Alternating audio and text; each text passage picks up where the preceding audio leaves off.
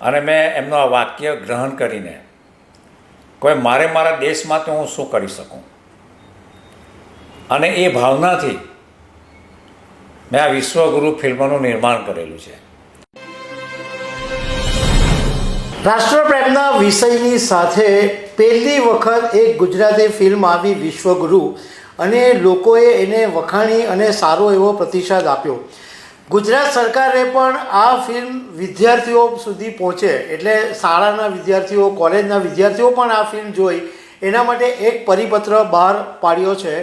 તો એના વિશે, એટલે આ ફિલ્મના જે પ્રોડ્યુસર છે સતીશભાઈ પટેલ, એ આજે અમારી સાથે છે. તો સરકારે શું પરિપત્ર આપ્યો, આની અંદર શું છે, એ બધી બાબતોની જાણકારી એમની પાસેથી મેળવીશું.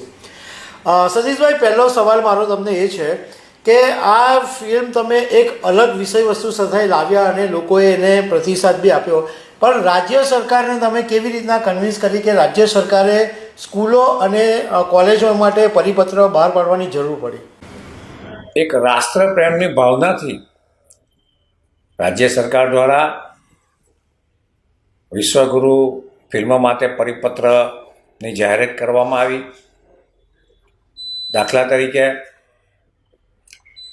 માધ્યમિક, ઉચ્ચ માધ્યમિક, કોલેજ અને યુનિવર્સિટીમાં અભ્યાસ કરતા બાળકોની વય હાલમાં આપણે ધોરણ 9થી લઈએ તો 15 વર્ષથી લઈને 22-23 વર્ષ સુધીના બાળકો આ પરિપત્રના માધ્યમથી થિયેટરમાં જઈ વિશ્વગુરુ ફિલ્મ નિહાળશે.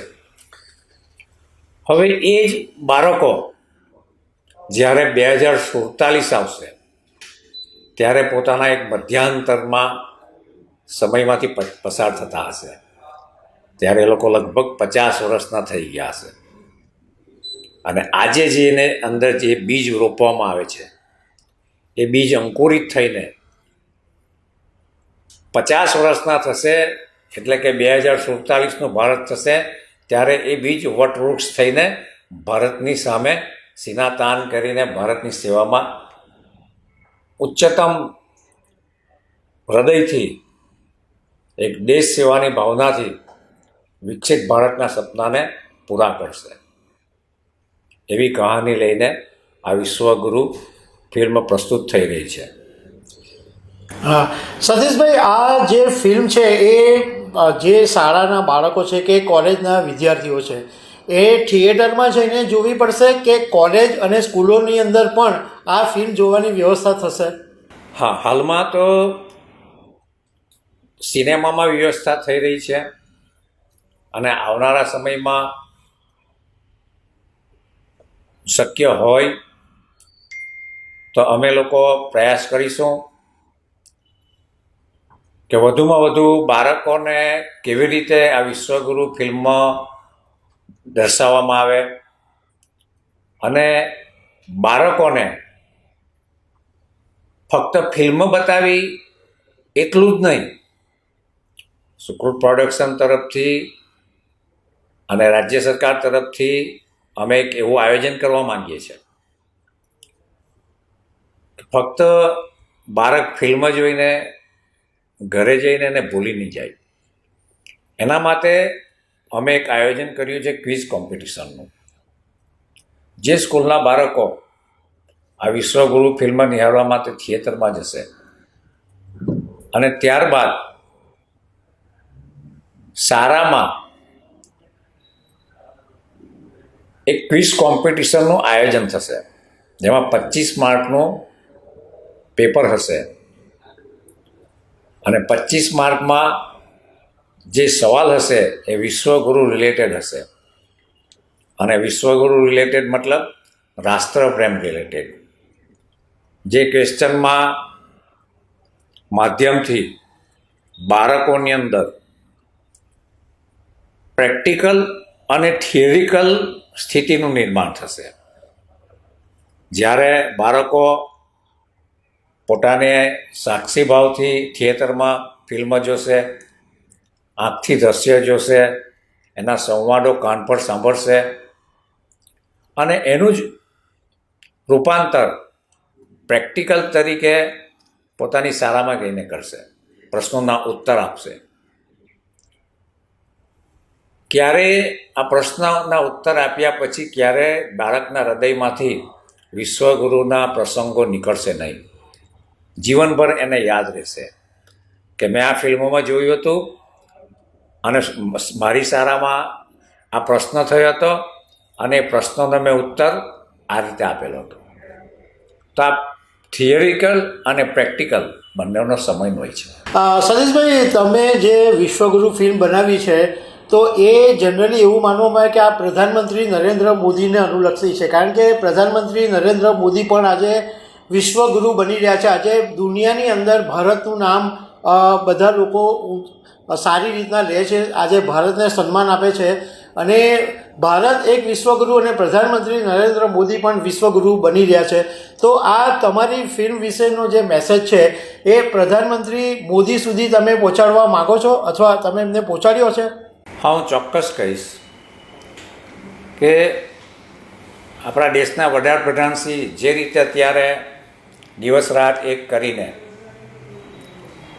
પોતાના દેશ માટે અને ફક્ત પોતાના દેશ માટે નહીં,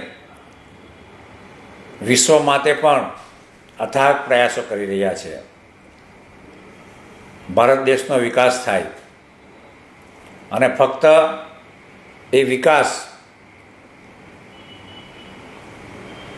વીજળી, પાણી, રોડ રસ્તા સુધી નહીં, પણ એ વિકાસ સાર્વત્રિક વિકાસ ઈચ્છે છે.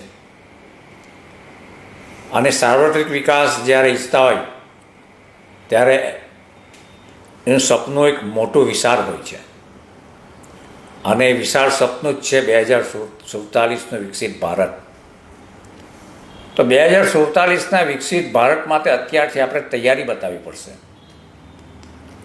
અને એ તૈયારીના ભાગરૂપે જ્યારે હાલમાં જ 15મી ઓગસ્ટ આપણા વડાપ્રધાન શ્રી નરેન્દ્રભાઈ મોદીજીએ 15મી ઓગસ્ટમાં લાલ કિલ્લા પરથી અનેક યોજનાઓ સ્વરૂપે એમના વક્તૃત્વમાં એક લીટી જે એમણે કહી અને મેં એને ધ્યાનથી સાંભળી કે આવો આપણે આ દેશ માટે તમામ પ્રકારના ઇન્ફ્લુએન્સરો, તમામ પ્રકારના પદાધિકારીઓ તમામ થઈને આપણે આ ભારતને આગળ લઈ જઈએ. તો હું એમાંનો એક નાનો હિસ્સો છું અને મેં એમનું આ વાક્ય ગ્રહણ કરીને કોઈ મારા દેશ માટે હું શું કરી શકું, અને એ ભાવનાથી મેં આ વિશ્વગુરુ ફિલ્મનું નિર્માણ કરેલું છે કે મારે કંઈક દેશને આપવું છે અને દેશને આપવા માટે આપણે દેશની આઝાદી માટે તો કંઈ જ નથી કરી શક્યા. દેશની આઝાદી માટે લોકોએ જાન આપી છે અને વર્તમાનમાં આપણે દેશ માટે જાન નહીં આપી શકીએ તો કંઈ નહીં, પણ આપણે દેશ માટે કંઈક તો કરી શકીએ. એ ભાવનાથી આ વિશ્વગુરુ ફિલ્મનું નિર્માણ થયું છે. દર્શક મિત્રો, અમે આ ફિલ્મ જોઈ છે એટલે કહી શકીએ કે આ ફિલ્મની અંદર એવી વાત બતાવવામાં આવી છે કે ભારતીય જે સંસ્કૃતિ, જે શાસ્ત્રો હતા એ પરંપરા ભૂલાઈને વિદેશી તાકાતો હવે ભારતને ખોખલી બનાવવાનું કોશિશ કરી રહી છે, મોબાઈલ કન્ટેન્ટ દ્વારા અથવા પશ્ચિમી સંસ્કૃતિ દ્વારા, એવી રીતના. તો આપણે જાગવાની જરૂર છે અને આપણો જે દેશ છે એને ફરીથી વિશ્વગુરુ બનાવવાનું છે એવું એક જન અભિયાન સતીશભાઈએ શરૂ કર્યું છે. તો અમારી વિનંતી છે કે તમારે એક વખત આ ફિલ્મ જોવા જેવી છે. Satishbhai, thank you very much. ખબર છે .com પર વાત કરો. નમસ્કાર.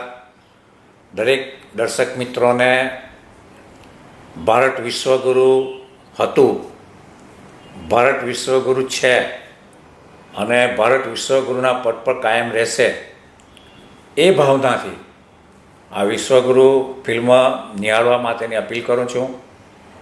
અને ખાસ કરીને જે નવા ઘડવૈયાઓ છે, નવો યુગ છે, નવયુવાન છે, એમણે ખાસ આ વિશ્વગુરુ ફિલ્મ જોઈને પોતાના જીવનને રાષ્ટ્રપ્રેમ, સમાજલક્ષી, પરિવારલક્ષી ભાવનાથી પોતાના જીવનને આગળ વધારે એવી શુભેચ્છાથી હું ખબર છે .comના માધ્યમથી દેશવાસીઓને શુભેચ્છા કરું છું અને સૂચન પણ કરું છું કે દેશ માટે, પોતાના સમાજ માટે, પરિવાર માટે, રાષ્ટ્ર માટે આપણે જીવવું જોઈએ. અને વિશ્વગુરુ ફિલ્મ એક ફક્ત ફિલ્મ નથી, આ એક જન અભિયાન છે. આ જન અભિયાન દેશના દરેક રાજ્યની ભાષામાં ડબિંગ થઈને આગળ વધવાનું છે. ત્યારે હું ગુજરાતી તરીકે એટલું ચોક્કસ કહીશ કે આ વિશ્વગુરુ દ્વારા ગુજરાત રોલ મોડલ બને આખા ભારત માટે. નમસ્તે.